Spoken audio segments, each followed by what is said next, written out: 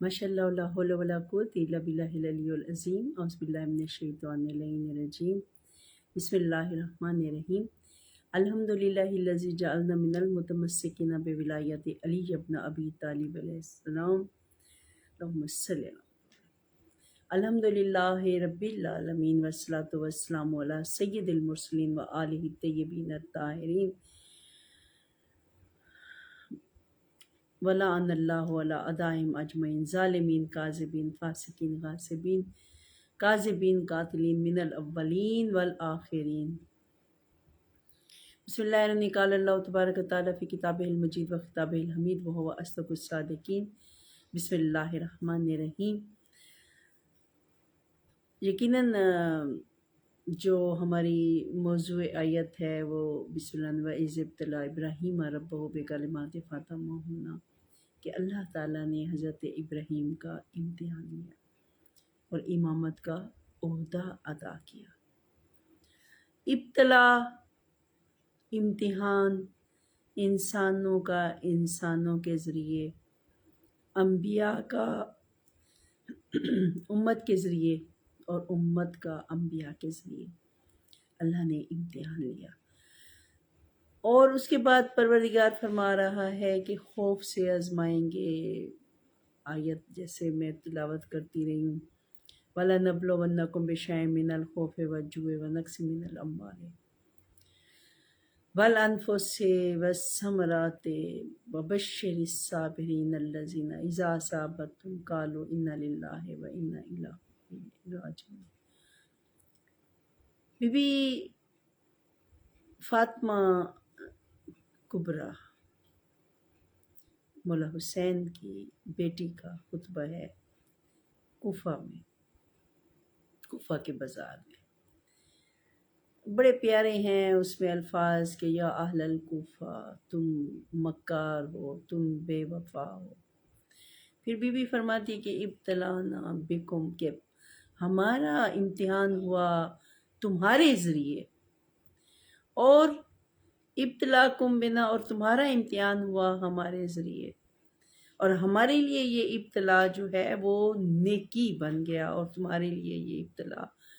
باعث عذاب بن گیا۔ پروردگار انسان کو انسان کے ذریعے آزماتا ہے، کوئی مصیبت زدہ ہے، کوئی تکلیف میں ہے، اس کے ساتھ والے، اس کے رشتہ دار، اس کے دوست احباب کس طرح اس سے سلوک کرتے ہیں، یہ بھی ایک انسان کی بہت بڑی آزمائش ہے۔ کہ بعض دفعہ اکثر دیکھا ہے کہ انسان کہہ اٹھتا ہے کہ فلاں بندہ تکلیف میں ہے تو اس سے کوئی گناہ سرزد ہوا ہے، ٹھیک ہے جی اس کے ساتھ ٹھیک ہو رہا ہے۔ تو کوئی اگر تکلیف میں ہے، مصیبت میں ہے، تو اس وقت اسے ہماری مدد کی ضرورت ہے۔ ہماری ضروری نہیں ہے کہ مال سے مدد کی جائے، اول تو مال کی ضرورت ہے، اسے رقم کی ضرورت ہے، ہو سکے انسان مدد کرے۔ اگر رقم کی نہیں تو انسان خالی الفاظ سے تسلی دے دیتا ہے دوسرے کو۔ پریشان حال لوگ ہوتے ہیں، ٹینشن میں، ڈپریشن میں مبتلا ہوتے ہیں، تو انسان جب چند جملے انہیں تسلی کے دے دیتا ہے تو یہ بھی اس کی بہت بڑی عبادت ہو جاتی ہے۔ ہمارے معاشرے میں دیکھا یہ جا رہا ہے کہ کوئی انسان اگر نعمتیں اسے مل رہی ہیں، ہر چیز اس کے پاس پروردگار کی طرف سے وافر ہے، حالانکہ وہ شخص بھی ابتلا میں ہے، وہ بھی حالت امتحان میں ہے، لیکن انسان اس سے حسد کرتا ہے۔ کسی کی عزت ہے زیادہ تو عزت سے حسد کیا جاتا ہے، اور کسی کے پاس مال و دولت ہے، جس کے پاس نہیں ہے وہ اس سے حسد کر رہا ہے، شہرت سے حسد کر رہا ہے۔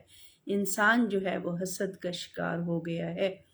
دوسرے کی نہ خوشی برداشت کرتا ہے نہ ہی غم میں اس کا ساتھ دیتا ہے۔ تو پروردگار نے فرمایا کہ ہم تمہیں آزمائش میں مبتلا کریں گے۔ دنیا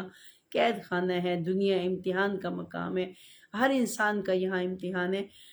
خوف کے ذریعے۔ اب خوف کیا ہے؟ خوف مومن دو حالتوں کے درمیان ہوتا ہے، خوف اور رجا، امید اور خوف کے درمیان انسان رہتا ہے۔ یعنی ایک طرف خوف کیا ہے؟ دنیاوی خوف ہے، آخرت کا خوف ہے، خوف خدا ہے، مال کا خوف ہے کہ مال کا نقصان نہ ہو، جان کا خوف ہے کہ مر نہ جائیں۔ سفر کرتے ہوئے جب انسان تنہا ہوتا ہے تو سفر میں سے چوروں، ڈاکیوں، لٹیروں کا ڈر ہوتا ہے، اور ایسے حالات آج کل ہو بھی رہے ہیں کہ کسی کے پاس رقم ہے، اگر ذرا سی مزاحمت کر دے تو گولی مار دی اور لوٹ کے چلے گئے۔ تو امتحان تو ہے انسان کا، خوف، دنیا کا خوف، لوگوں کا خوف، زندگی گزارنا خوف کے ذریعے کہ یہ بات نہ ہو جائے، لوگ یہ نہ کہیں۔ خوف لوگوں کے لیے نہیں ہوتا، عبادت بھی جیسے لوگوں کے لیے نہیں ہے، دکھاوے کے لیے نہیں ہے، کیونکہ فویل للمصلین، جہنم ہے نمازیوں کے لیے۔ ہمارے معصومین علیہ السلام نے یہ درس دیا ہے کہ جو بھی عمل ہے سب سے پہلی شرط اس کے لیے ہے خلوص نیت، کہ ہم نماز بھی جب پڑھتے ہیں تو ہم پہلے نیت کرتے ہیں کہ یہ اللہ کے لیے ہے۔ تو گویا کوئی بھی عمل ہے، نیکی کا خاص طور پہ جو عمل ہے وہ خدا کے لیے ہونا چاہیے۔ اگر لوگوں کے لیے ہوگا تو وہ پھر نیکی نیکی نہیں رہے گی، عبادت عبادت نہیں رہے گی، نماز نماز نہیں رہے گی، روزہ روزہ نہیں رہے۔ نماز ہے، روزہ ہے، لیکن جب لوگوں کے لیے ہو جائے گا تو وہ عبادت میں شمار نہیں ہوگا۔ سب سے پہلی بات کہ لوگوں کا خوف جو ہے وہ انسان دل سے نکال دے۔ سب سے پہلے جو ہے کہ کامیابی اس کے لیے ہے کہ جو اللہ سے ڈرتا ہے، کہ مومن کے سامنے جب آیات تلاوت کی جاتی ہیں تو اس کی آنکھوں میں خشوع و خضوع کی وجہ سے آنسو جاری ہو جاتے ہیں۔ جب وہ جنت کی سامنے نعمتوں کا ذکر آتا ہے تو وہ شکر کی حالت میں ہوتا ہے، اور جب اس کے سامنے ایسی آیات آ جاتی ہیں جس میں قبر کا عذاب ہے یا آخرت کا عذاب ہے، جہنم کا عذاب ہے، تو وہ پڑھ کر جہنم سے پناہ مانگتا ہے۔ اور یہ مولا کا بھی فرمان ہے کہ جنت اور جہنم ایسی، جناب رسول خدا یقیناً ہماری آواز ان تک جاری، وہ ہمارے عمل سے، ہمارے الفاظ سے، ہمارے قول و فعل سے وہ واقف ہیں، کہ جس طرح پروردگار شاہرگ کے قریب ہے، معصومین علیہ السلام بھی ہماری شاہرگ کے قریب ہیں، وہ ہمارے ہر عمل سے باخبر ہیں۔ ایسا کیسے ہو سکتا ہے کہ ہم کلمہ پڑھے لا الہ الا اللہ محمد رسول اللہ علی ولی اللہ وسیع رسول اللہ و خلیفۃ بلا فصل، کہ جس طرح اللہ موجود ہے اسی طرح محمد رسول اللہ محمد رسول ہیں، اللہم صلی اللہ علی ولی ہیں، اور علی جو ہے نفس پر حاکم ہے، اولا بے انفسہم، کہ نفوس پر ولی ہیں ہمارے، جسموں کے نہیں ہیں، جسموں پر حکومت بادشاہ کیا کرتے ہیں۔ جو ائمہ معصومین ہیں ان کی حکومت ہمارے قلب پر ہے، ہماری روح پر ہے، وہ ہمارے ہر حال سے واقف ہیں۔ تو جب بھی ذکر کیا جاتا ہے تو مومن کی یہ حالت ہے کہ ایک طرف تو خوف خدا کیا ہے کہ جہنم کا خوف الگ ہے، جہنم کے خوف سے عبادت ہوتی ہوئی نہیں ہے۔ مولا فرماتے ہیں کہ پروردگار نہ میں تیری عبادت جہنم کے خوف سے کرتا ہوں، نہ جنت کے لالچ میں کرتا ہوں، پروردگار میں اس لیے تیری عبادت کرتا ہوں کہ تو لائق عبادت ہے۔ تو اسی طرح انبیاء کو جو خوف تھا وہ بھی یہ تھا کہ یہ توحید کی تکذیب نہ کریں، کہیں ایسا نہ ہو کہ یہ رسالت کی تکذیب نہ کر دیں، اور یہ خوف تھا امت کے حوالے سے کہ امت ہماری جہنم کے عذاب سے بچ جائے، خدا کی نافرمانی نہ کرے۔ تو خوف خدا سے یہ مراد ہے کہ انسان معصیت سے ڈرے، خدا کی نافرمانی سے ڈرے، کہ کہیں ایسا نہ ہو کہ ہمارا رب ہم سے ناراض ہو جائے، ہمارے مولا ہم سے ناراض ہو جائے۔ کہ ایک بندہ مومن کے لیے جو سب سے اہم چیز ہے وہ اپنے مولا، اپنے آقا، اپنے سید و سردار کی رضا ہے۔ اور خوف خدا، دنیا کا ایک دو اور خوف جو ذہن میں آتے ہیں، قبر کا خوف ہے، محشر کا خوف ہے، مال کا خوف ہے، جان کا خوف ہے،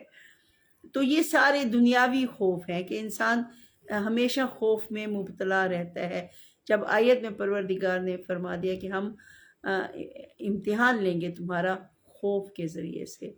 انسان دنیا میں رہتے ہوئے نہ جانے کن کن خوفوں میں مبتلا رہتا ہے۔ کبھی اگر اس کے پاس کچھ رقم ہے تو لٹنے کا ڈر ہوتا ہے، اس لیے مولا فرماتے ہیں کہ مال سے افضل علم ہے۔ مولا فرماتے ہیں کہ مال جو ہے، انسان مال کی حفاظت کرتا ہے، جبکہ علم جو ہے وہ انسان کی حفاظت کرتا ہے۔ مال خرچ کرنے سے مولا فرماتے ہیں کہ کم ہوتا ہے، جبکہ علم جتنا آگے پھیلایا جائے زیادہ ہوتا ہے، معرفت میں اضافہ ہوتا ہے۔ اور پھر ایسی بہت سی دعائیں ہیں کہ جب ہم دعا کرتے ہیں پروردگار سے بسم اللہ نے کہ وہ خوف خدا میں کرتے ہیں کہ خدا ہم سے ناراض نہ ہو جائے، تو دعا میں کہتے ہیں کہ الہی، یہ مولا کائنات کی تعلیم کرتا دعا ہے کہ الہی قلبی ماجو ہے نفسی معیوب و عقلی مغلوب و لسانی مکرم بذنوبی فکیف حیلتی یا ستار العیوب یا علام الغیوب یا کاشف الکروب اغفر ذنوبی کلہا برحمت بحق رحمت للعالمین و آل الطیبین یا غفارو یا غفارو یا غفارو۔ تو یہ جو دعائیں ہیں یہ کس لیے کہ پروردگار ہماری عقل مغلوب ہے، شیاطین کا خوف ہے کہ کہیں شیاطین گمراہ نہ کر دیں۔ شیطان نے کہا تھا کہ میں صراط مستقیم میں بیٹھوں گا، دائیں بائیں آگے پیچھے بنی آدم کو گمراہی کے رستے پر لے جانے کی کوشش کروں گا۔ تو انسان کے لیے ایک خطرہ موجود ہے۔ سب سے پہلے وہ جو اٹیک کرتا ہے، وہ حملہ کرتا ہے، وہ انسان کے قلب پر حملہ کرتا ہے۔ تو سب سے پہلے تو انسان کو اپنے نفس کو جو ہے وہ خدا کی بارگاہ میں پیش کرنے، اپنے مولا کی بارگاہ میں کہ مولا آپ ہمارے محافظ ہیں، دنیا اور آخرت میں محافظ ہیں، کہ مولا ہم آپ سے مدد مانگتے ہیں۔ دعا میں بھی ایاک نعبد و ایاک نستعین،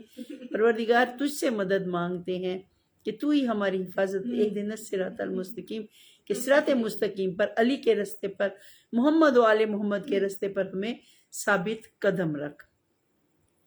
تو سب سے پہلے تو یہ چیز ہے۔ پھر دعا جو کی جاتی ہے کہ جہالت کا خوف ہونا چاہیے، کہ کہیں ہم دنیا سے جاہل نہ چلے جائیں، کہ من ماتا کہ جو مر گیا اور ولم یعرف امام زمانہ، نہ اپنے وقت کے امام کو نہیں پہچانا، وہ جہالت کی موت مر گیا۔ تو دوسری بات یہ ہے کہ معرفت ضروری ہے۔ خود کو من عرفہ نفس ہو من عرفہ رب ہو، جس نے اپنے نفس کو نہیں پہچانا اس نے اپنے رب کو نہیں پہچانا۔ معرفت امام ضروری ہے۔ آخری دور میں میرے دعا جو تعلیم کی ہے ہمیں ہمارے مولا نے، معصومین نے، وہ یہ ہے کہ یا اللہ یا رحمان یا رحیم یا مقلب القلوب ثبت قلبی علی دینک۔ پروردگار تو رحمان ہے، تو رحیم ہے، تو ہمارا پاک پروردگار ہے، تو ہمارے مقلب القلوب ہے، کہ قلوب کو پلٹنے والا ہے، قلوب کو صراط مستقیم کی طرف لے کے جانے والا ہے، ہدایت کرنے والا ہے۔ تو پروردگار کہ ثبتنی، ہمیں ثابت قدم رکھ، ہمارے قدموں کو ثبات دے، ہمارے قدموں کو اپنے دین پر، کہ ہم دین پر ثابت قدم رہے، ہم ایسا نہ ہو کہ ہمارا شمار گمراہ لوگوں میں ہو جائے۔ اور دین است حسین، دین پناہ است حسین، دین یقیناً محمد و آل محمد ہے، کہ مولا کائنات کا بھی فرمان ذہن میں آ گیا، دین است حسین، یہ ربائی پڑھتے ہوئے کہ مولا فرماتے ہیں میں وہ دین ہوں جس کی تکذیب کی گئی، میں وہ دین ہوں جسے جھٹلا دیا گیا۔ اور یہی چیز ہے کہ انبیاء بھی کہتے تھے کہ جب پروردگار نے حضرت موسیٰ کو فرعون کی طرف بھیجا، بنی اسرائیل کی طرف بھیجا، تو حضرت موسیٰ نے کہا کہ پروردگار انی اخافو، میں ڈرتا ہوں کہ ان یکذبون، کہ یہ مجھے جھٹلا نہ دے کہیں۔ تو ہر نبی چاہتا تھا کہ اپنی امت کو صراط مستقیم پر ثابت قدم رکھے۔ اب یقیناً ہمارے ساتھ امام زمانہ کی نصرت ہے، کہ ہم اگر انسان توسل قائم کرے اپنے مولا سے، اور مولا سے رابطہ رکھے، سلام پیش کرے، مولا سے مدد مانگتا رہے، مولا سے صبح اٹھے سب سے پہلے سلام پیش کر کے مولا کی بارگاہ میں دعا کرے کہ مولا ہمارے جو ہیں ہمارے قلب کو ثابت اس دین پر جو ہے وہ ثابت رکھنا، ہدایت فرمانا، ہمارے قدموں کو ثبات عطا فرمائیے میرے مولا، تو یقیناً ایسا ہی ہوگا کہ انسان معصیت الہی سے بچ جائے گا۔ تو خوف خدا سے مراد یہ ہے کہ انسان ایسا کام نہ کرے کہ جو گناہ کی طرف، اللہ کی نافرمانی کی طرف لے کے جائے۔ تو مصروفیت کی وجہ سے میں اکثر یہاں ٹائم نہیں دے پاتی، اس کے لیے معذرت خواہ ہوں کہ پوسٹ لگائی گئی ہے، لیکن کبھی کبھی ایسا ہو جاتا ہے کہ میں یہاں نہیں آ سکتی، پھر کبھی کبھی طبیعت بھی انسان کی کچھ ناساز ہو جاتی ہے، اس وجہ سے میں بس مختصر سا تھوڑے سے جملے جو ہے وہ مصائب کے وہ کر کے کہ دنیا میں یقیناً ایک خوف کا عالم ہے، افراتفری ہے، اور خصوصاً آج کل جو ہمارے ملک کے حالات ہیں، سیلاب زدگان ہمارے ارد گرد ہیں، تو یقیناً یہ امتحان ہے، آزمائش ہے، مومن کے لیے آزمائش ہے، اور منافق اور جو دوسرے اہل بیت کے دشمن ہیں، خدا اور رسول کے دشمن ہیں، ان کے لیے یہ یقیناً مصیبت کا وقت ہے۔ تو یقیناً آزمائش میں جو کامیاب ہو جاتا ہے پھر اس کے لیے پروردگار کی طرف سے بہت بڑا انعام ہوتا ہے۔ تو اپنے مومنین جو بھائی ہیں، اپنے مسلمان بھائیوں کی مدد کرنا یقیناً ہم پر فرض ہے کہ وہ اور مسلمان تھے کہ جو مصیبت زدہ کو دیکھ کر بجائے اس کے کہ ان کا احترام کریں، دیکھیے پردہ جو ہے چادر سر پہ ہونا یہ واجب ہے، عورت کا مطلب ہی چھپی ہوئی ہے، مستور بھی چھپی ہوئی ہے، ستار العیوب، ستار اللہ کا نام ہے کہ وہ عیبوں پر پردہ ڈالنے والا ہے انسان کے، تو اللہ نے مستور کہا ہے۔ تو پردہ جو ہے یہ جس طرح مولا سے کسی نے پوچھا کہ مولا یہ چادر کسی تو فرمایا کہ جیسے کوئی قیمتی چیز ہوتی ہے اسے خزانے کو محفوظ رکھا جاتا ہے، پروردگار نے حقوق و فرائض میں عورت کے ذمہ 4 دیواری اور مرد کے ذمہ باہر کے اخراجات کمانا، اپنے واجبات، بیوی بچوں کے جو حقوق ہیں وہ پورا کرنا لکھا ہوا ہے۔ اگر ہمارے معاشرے کے تمام مرد اپنے حقوق سے، اپنے فرائض سے واقف ہوں تو یقیناً ایسا نہ ہو۔ آج کل بہرحال جدید دور ہے، خواتین کو بحالت مجبوری باہر نکلنا پڑتا ہے کام کے لیے، تو بہتر ہوتا ہے کہ چادر سر پہ رہ جائے، کیونکہ اسلام میں عزت دی ہے تو اسلام نے عورت کو عزت دی ہے۔ مکہ میں جب اہل رسول پاک کے نبوت کے اعلان سے پہلے کیا حالات تھے، بیٹیوں کو زندہ درگور کر دینا، جان کا خوف، قتل و غارت، دہشت، ظلم و ستم، یہ چیزیں عام تھی، سود عام تھا۔ صرف اسلام ہے جس نے عورت کو بھی عزت دی ہے، عورت کو ماں کی حیثیت میں بھی عزت دی ہے، بیوی کی حیثیت سے بھی عزت دی ہے، بہن کی حیثیت سے، بیٹی کی حیثیت سے، ہر روپ میں پروردگار نے مرد کو محافظ بنا دیا ہے عورت کا، اور جو اپنے ان فرائض سے واقف ہے کہ ماں ہے، بہن ہے، بیٹی ہے، بیوی ہے، وہ ان کا محافظ ہے، ان کا کفیل ہے۔ اور سب سے بڑی بات کہ عزت اس طرح دی کہ عورت کے سر پہ چادر رکھی کہ اگر بامر مجبوری باہر جانا پڑے تو عورت اپنے آپ کو چھپا کر باہر جائے کہ اس کے اعضاء نمایاں نہ ہوں۔ میں قربان جاؤں کہ وہ اسلام جو کل معاشرے کے لیے خیر فلاح کا درس لے کے آیا تھا، وہ نبی اکرم کے جس نے معاشرے کو عزت عطا کی، وہ مولائے کائنات کے جس نے معاشرے میں ایک منبر سلونی سے میرے مولا نے علوم کے جو اسرار تھے، خزانے تھے، وہ سارے کے سارے آپ نے چاہتے تھے کہ لوگ مجھ سے پوچھیں، میں انہیں بتاؤں، مجھ سے جانو، مجھ سے پوچھو۔ میں زمین کے رستوں سے زیادہ آسمان کے رستے جانتا ہوں، بجائے اس کے کہ باب مدینۃ العلم سے علم حاصل کیا جاتا۔ चंद लोगों के। मौला खुद फरमाते जितना मेरे पास इल्म था लोगों ने मुझसे वो इल्म हासिल नहीं किया। खुदा के इल्म का नाम है अली इब्न अबी तालिब, खुदा के इल्म का नाम है हसन मुश्तबा, खुदा के इल्म का नाम है हुसैन। तो जो कि ये ऐसे अयाम हैं कि वाक़या करबला बपा हो चुका, हुसैन शहीद हो चुके, हुसैन के अंसार शहीद हो चुके, और काफिला हुर्रियत चला है अब। और पहला जो मकाम है करबला के बाद का जो सफ़र है, वो बीबियाँ जब मदीने से चली थी तो मौला हुसैन शहंशाह साथ, हज़रत अब्बास वाह हिजाबा की सदा दे रहे थे कि मक्का वालों ने, मदीना वालों ने, पहला सफ़र मदीना से मक्का तक का था, दूसरा सफ़र मक्का से करबला का था, कि उस वक्त लोगों ने अपने घरों के दरवाजे बंद कर दिए थे, चिराग बुझा दिए थे कि अली और फातिमा की बेटियां घर से बाहर आ रही हैं। और मौला हुसैन जैसे साहिब शरीयत,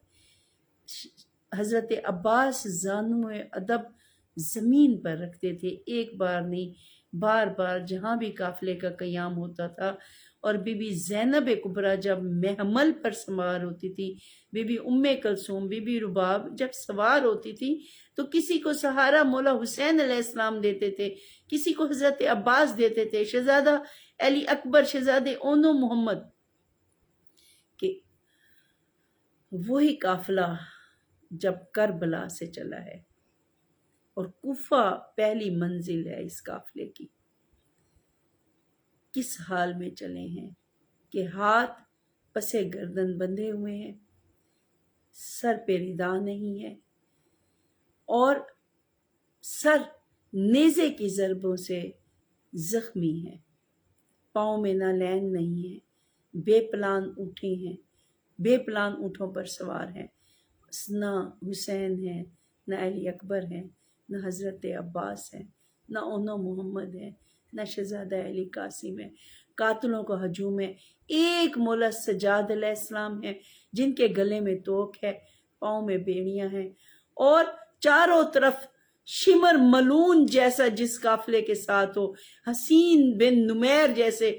अरब के बद्दू थे, चारों तरफ से अहल बैत को घेरा हुआ था। और इस हालत में जब कूफा की तरफ आप बढ़ी हैं, और मेरी शहजादियों का उस वक्त गम का क्या आलम होगा कि वही कूफा है जहां मेरी बीबियां शहजादियों की सूरत में, जब मौला अली अलैहिस्सलाम की खिलाफत थी कूफा में, तो मेरी शहजादियां जब कूफा में दाखिल हुई थी, मौलाए कायनात अली मुर्तजा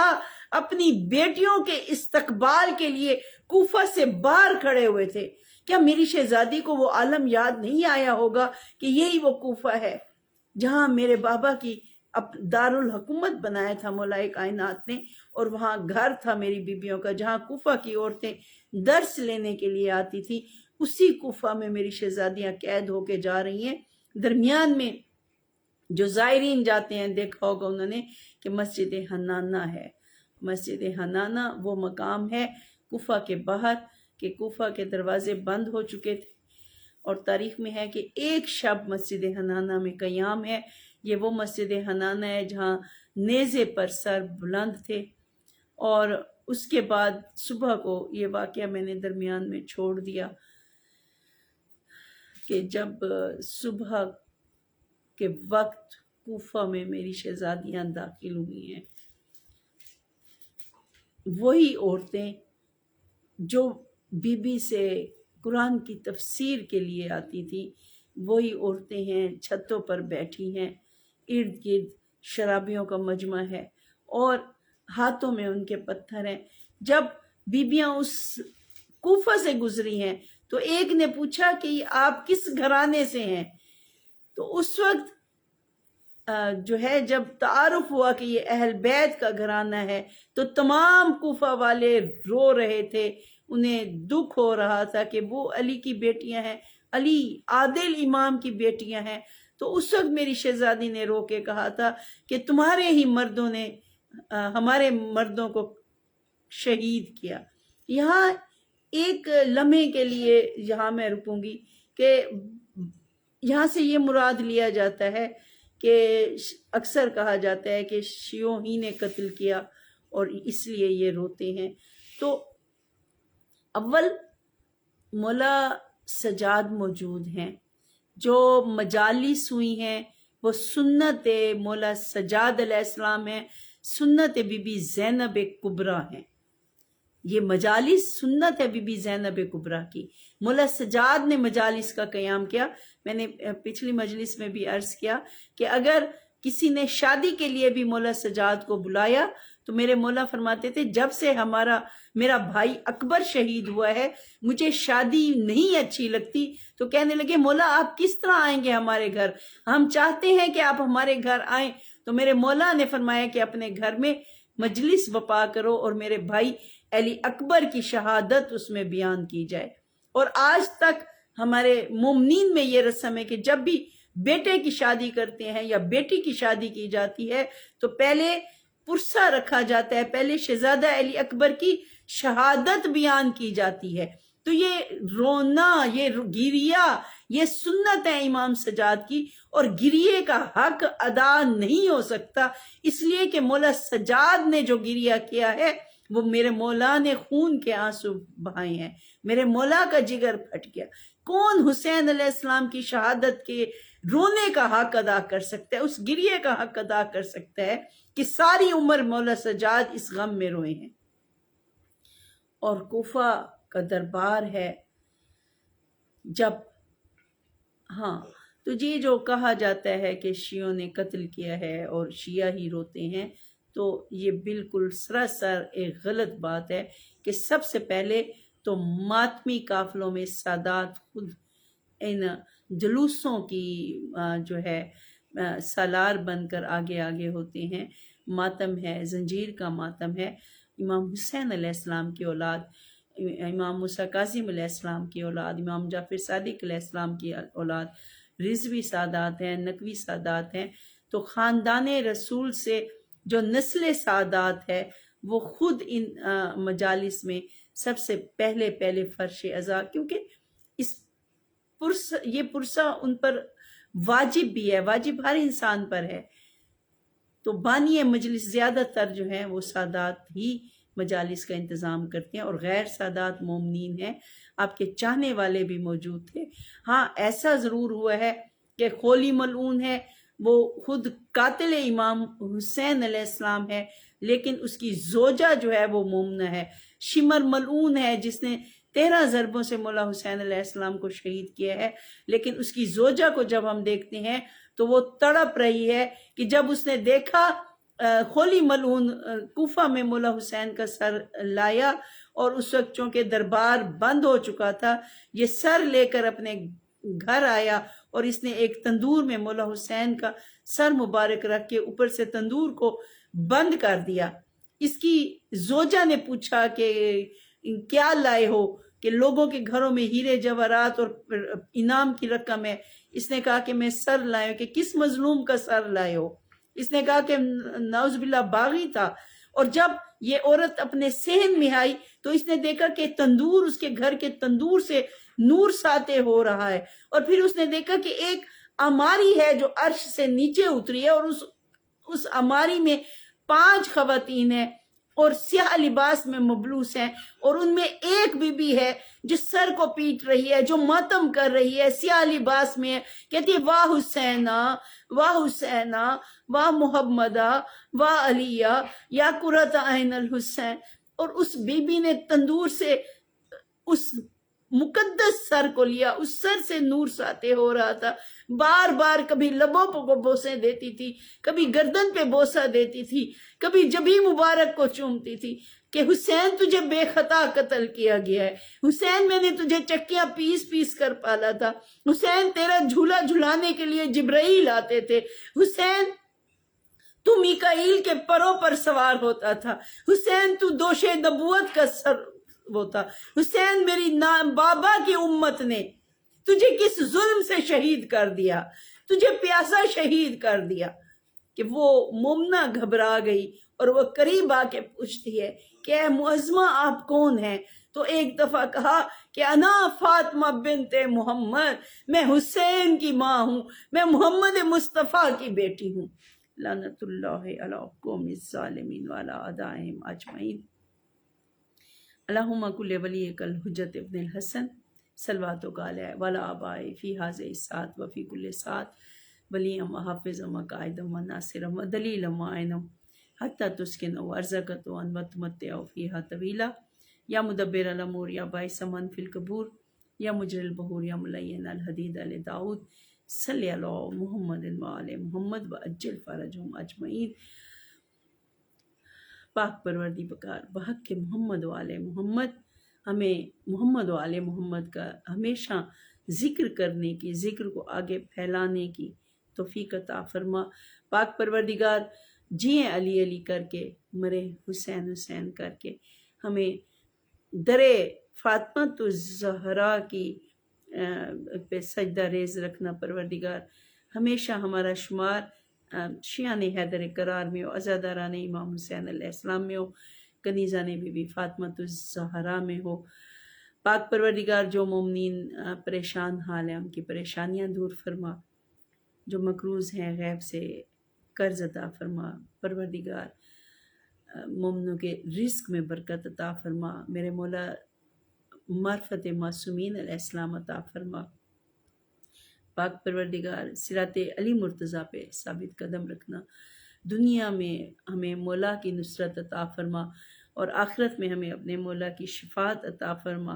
اور جنت میں وہ مقام ہو کہ جہاں ہمیں مولا کی قربت نصیب ہو، ہمیں اپنے مولا کی زیارت نصیب ہو۔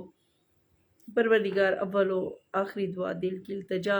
میرے بارہویں آقا امام زمانہ علیہ السلام، امام مہدی علیہ السلام، میرے منتقم امام کا جلد از جلد ظہور فرما۔